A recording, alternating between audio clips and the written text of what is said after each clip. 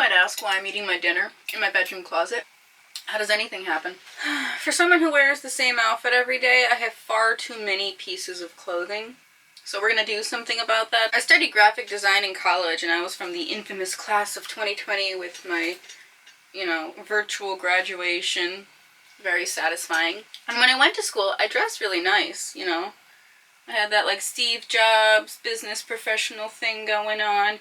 I also worked retail while going to college and often did both in the same day, so I made sure that a lot of what I wore was appropriate for either, while still looking cool, being professional.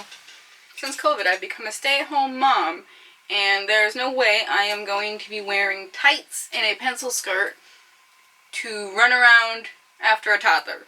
I also live in Satan's butt crack, Florida, where it is humid, and so a lot of what I like to wear no longer applies, because I am from the Midwest. I like boots and sweaters and jackets, and none of that works here. Up north, people are serious about their storage. Like, I am a bin person, bins on bins. Another culture shock of moving to Florida from the Midwest is the lack of places to store your crap.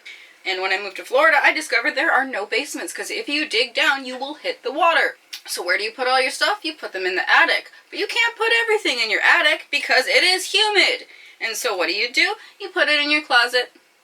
So this closet is not just for clothes, but for all of my sentimental hoarding desires and possessions. So today we're going to go through my clothes, organize, get rid of a lot of things. We're going to organize some of the storage that's been in here.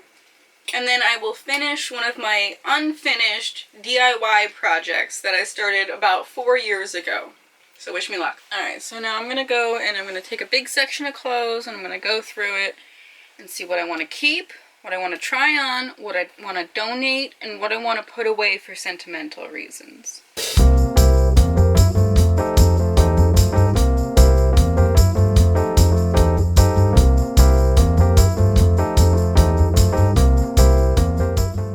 This restaurant is where my grandfather asked my grandmother out for their first date.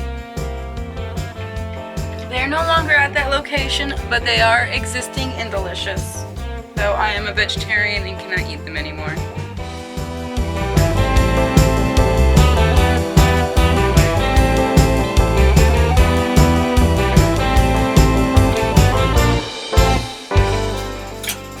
This is so bittersweet to me.